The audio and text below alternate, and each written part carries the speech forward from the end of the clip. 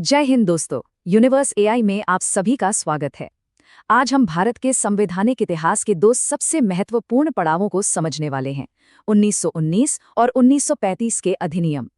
ये वो अधिनियम हैं जिनसे आप जानते ही हैं, अक्सर परीक्षा में सवाल बनते हैं और कई एस्पिरेंट्स वो कंफ्यूज भी करते हैं। तो चलिए आज इस कंफ्यूजन को हमेशा के लिए दूर करते हैं और इस ऐतिहासिक सफर को शुरू करते हैं। अच्छा, तो इस पूरे टॉपिक को हम समझेंगे कैसे? हमारा रोड मैप इन 4 हिस्सों में बटा होगा। सबसे पहले हम उस संवैधानिक चक्र को समझेंगे जिसने इन कानूनों को जन्म दिया। फिर हम 1919 और 1935 के अधिनियमों को एक-एक करके गहराई से देखेंगे। और सबसे आखिर में, जो कि बहुत जरूरी है, हम इनकी तुलना करेंगे और परीक्षा के लिए एक ठोस रणनीति बनाएंगे। चलिए अपने पहले खंड से शुरू करते हैं, संवैधानिक चक्र। देखिए, ये समझना बहुत जरूरी है कि 1919 या 1935 का कानून कोई एक दिन की घटना नहीं थी। नहीं, ये एक लंबे चले आ रहे चक्र का नतीजा थे, जिसमें मांग, सुधार और टकराव लगातार चल रहे थे। आइए पहले इस चक्र को ही समझ लेते हैं। इस स्लाइड पर जो आप संवैधानिक चक्र देख रहे हैं, ये एक तरह से पूरे ब्रिटिश राज की कहानी कह देता है। सोचिए, ये एक साइकिल है जो 3 स्टेशनों से गुजरती है। पहला स्टेशन, भारतीय अपनी मांगों को उठाते हैं, हमें स्वशासन चाहिए, हमें अधिकार चाहिए। दूसरा स्टेशन, ब्रिटिश सरकार दबाव में आकर कुछ रियायतें देती है, कोई नया कानून या सुधार लाती है। लेकिन फिर आता है तीसरा स्टेशन, जो है टकराव का, क्योंकि वो सुधार जाहिर है अधूरे होते हैं। इससे फिर से असंतोष पैदा होता है और साइकिल वापस स्टेशन 1 पर पहुंच जाती है, एक नई और ज्यादा मजबूत मांग के साथ। यही चक्र बार बार चलता रहा। तो इस पूरी कहानी को समझने के लिए हम इसे 3 बड़े स्तंभों पर टिका सकते हैं। पहला स्तंभ है 1919 का अधिनियम, जिसने प्रांतों में द्वैध शासन का एक अनोखा प्रयोग शुरू किया। दूसरा स्तंभ है 1927 का साइमन कमीशन, जो ये देखने आया था कि भाई 1919 का ये प्रयोग कितना सफल रहा या कितना असफल। और तीसरा और सबसे मजबूत स्तंभ वो है 1935 का अधिनियम, जो भारत के लिए एक मिनी संविधान जैसा था। तो सवाल ये है कि 1919 का अधिनियम आया ही क्यों? इसके पीछे कई बड़े कारण थे। एक तरफ तो 1916 में लखनऊ पैक्ट हुआ, जहां कांग्रेस और मुस्लिम लीग ने एक साथ मिलकर स्वशासन की मांग रख दी, जो अंग्रेजों के लिए एक बहुत बड़ा झटका था। दूसरी तरफ पहला विश्व युद्ध और होम रूल आंदोलन का जबरदस्त दबाव था। इन सब ने मिलकर ब्रिटिश सरकार पर इतना प्रेशर बनाया कि उन्हें कुछ तो देना ही था। इसी दबाव का नतीजा था 1917 की घोषणा, जिसमें पहली बार उत्तरदायी शासन का वादा किया गया। और इसी वादे को कागज पर उतारने के लिए 1919 का अधिनियम लाया गया। तो आइए अब दूसरे खंड पर चलते हैं और 1919 के भारत सरकार अधिनियम के एक-एक प्रावधान को देखते हैं। याद रखिएगा, इसे मॉन्टेग्यू चेम्सफोर्ड सुधार के नाम से भी जाना जाता है। इस अधिनियम ने केंद्र सरकार का ढांचा ही बदल दिया। सबसे बड़ा बदलाव था, पहली बार केंद्र में 2 सदन वाली संसद की शुरुआत हुई। जैसा आज हम राज्यसभा और लोकसभा देखते हैं ना, बिल्कुल वैसी ही। उस समय इन्हें राज्य परिषद यानी उच्च सदन और केंद्रीय विधानसभा यानी निम्न सदन कहा जाता था। साथ ही वायसराय की जो सबसे ताकतवर टीम थी यानी कार्यकारिणी परिषद, उसमें भारतीय सदस्यों की संख्या बढ़ाकर 3 कर दी गई।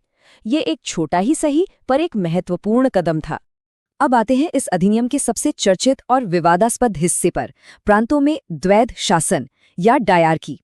ये एक बहुत ही चालाक व्यवस्था थी। इसमें हुआ ये कि सरकार के विषयों को 2 हिस्सों में बांट दिया गया। एक तरफ थे आरक्षित विषय, जैसे पुलिस, पैसा, न्याय, यानी सारे मलाईदार और ताकतवर विभाग। ये सीधे गवर्नर के हाथ में थे। दूसरी तरफ थे हस्तांतरित विषय, जैसे शिक्षा, स्वास्थ्य, खेती, जिनकी जिम्मेदारी भारतीय मंत्रियों को दी गई। नतीजा क्या निकला? नतीजा था जिम्मेदारी बिना शक्ति के। असली पावर तो गवर्नर के पास थी और सारी जवाबदेही भारतीय मंत्रियों पर डाल दी गई थी। इस अधिनियम में कुछ और भी चीजें पहली बार हुईं जो परीक्षा के लिए बहुत महत्वपूर्ण हैं। पहला, भारत में प्रत्यक्ष चुनाव यानी डायरेक्ट इलेक्शंस की शुरुआत हुई। हालांकि वोट देने का अधिकार बहुत ही कम लोगों को मिला। दूसरा, इतिहास में पहली बार महिलाओं को भी सीमित ही सही पर वोट देने का अधिकार दिया गया।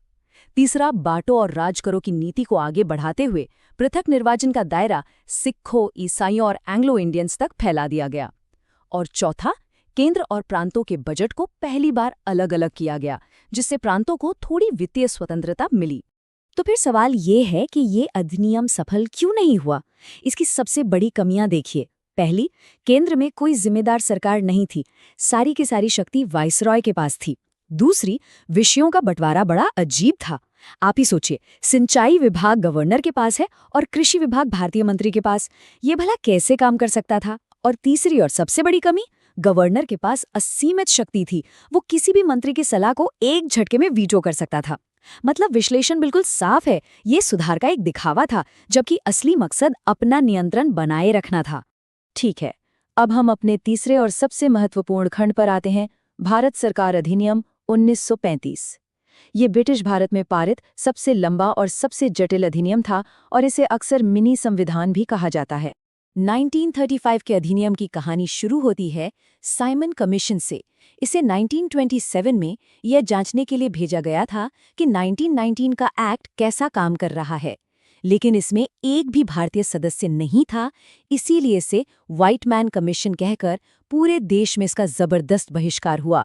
साइमन गो बैक किनारे लगे। लेकिन विडंबना देखिए, जिस कमीशन का इतना विरोध हुआ, उसी की सिफारिशें, जैसे कि प्रांतों से द्वैध शासन हटाना, 1935 के अधिनियम का मुख्य आधार बनी। देखिए, 1935 का अधिनियम सिर्फ साइमन कमीशन का परिणाम नहीं था। यह साइमन कमीशन की रिपोर्ट, नेहरू रिपोर्ट, गोलमेज सम्मेलनों और पूना पैक्ट जैसी कई ऐतिहासिक घटनाओं के मंथन से तैयार हुआ एक विस्तृत दस्तावेज था। और यही कारण है कि यह ब्रिटिश भारत का सबसे लंबा और सबसे विस्तृत दस्तावेज बना। इस अधिनियम का सबसे बड़ा सपना था एक अखिल भारतीय संघ बनाना, यानी एक ऐसा फेडरेशन जिसमें ब्रिटिश प्रांतों के साथ साथ देशी रियासतें भी शामिल हों।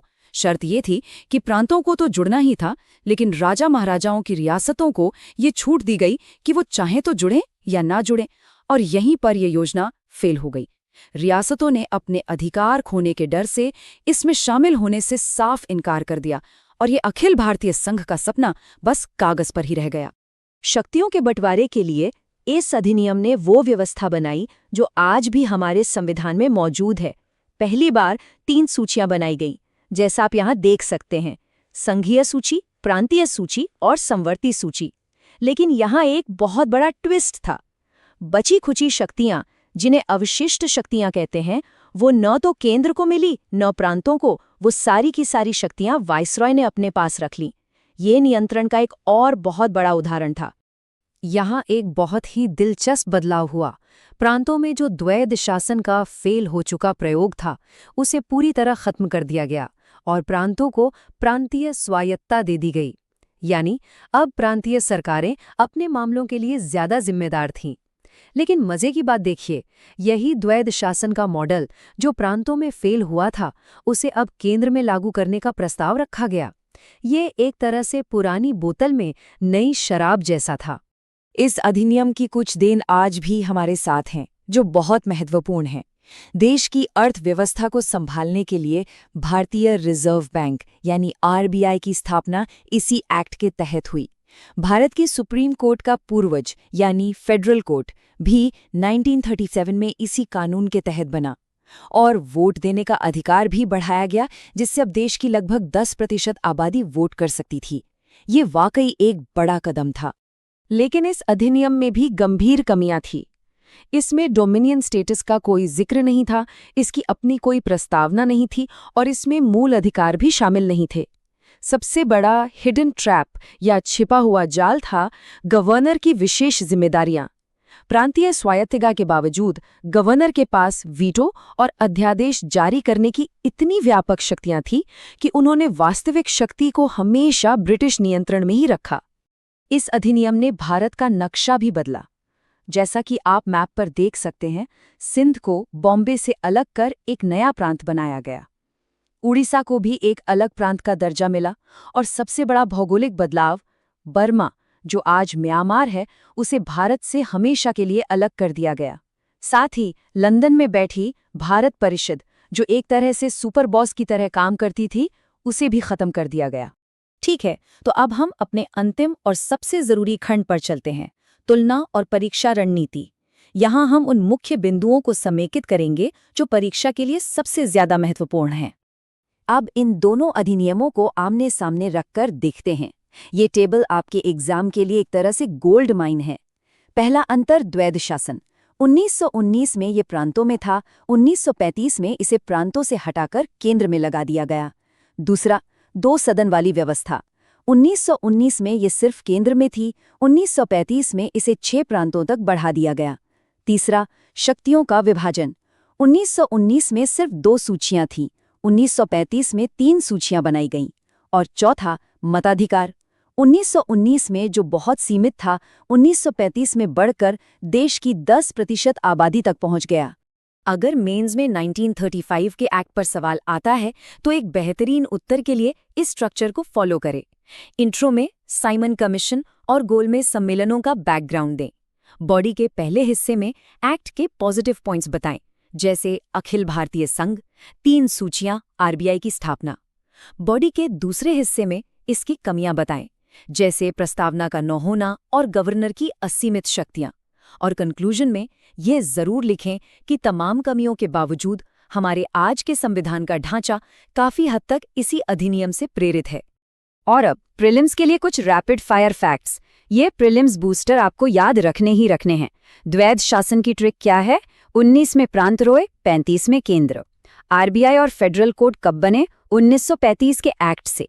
अवशिष्ट शक्तियां किसके पास थीं? वाइसरॉय के पास। और सबसे जरूरी फैक्ट जो अक्सर पूछा जाता है, 1935 के एक्ट की अपनी कोई प्रस्तावना नहीं थी।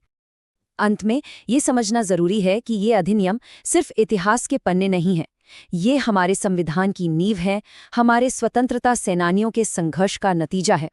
एक भावी प्रशासक के तौर पर इस विकास की यात्रा को समझना हमारी पहली जिम्मेदारी है। ये हमें याद दिलाता है कि आज हम जिस लोकतांत्रिक ढांचे में हैं, उसकी हर एक ईंट अतीत के इन्हीं संघर्षों और समझौतों से बनी है। वीडियो देखने के लिए धन्यवाद दोस्तों। चैनल को सब्सक्राइब, लाइक, कमेंट और शेयर कीजिए।